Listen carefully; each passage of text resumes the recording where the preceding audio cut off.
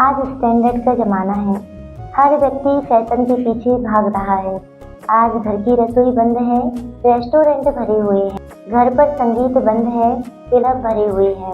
आज माँ की ममता किटी पार्टी में, पिता का प्रेम व्यापार नौकरी में खत्म है, बच्चों की चहचहाहट मोबाइल के शोर में बदल रही है, भगवान की भक्ति एक त्योहार संडे टू संडे चल रही है। आज चाचा ताऊ दीदी मासी के रिश्ते खत्म हो रहे हैं, रीति रिवाज सभ्यता संस्कार सब नष्ट हो रहे हैं। कितना अच्छा लगता था जब परिवार एक साथ रहते थे, एक साथ खेलते सोते भोजन भजन व्रत करते थे।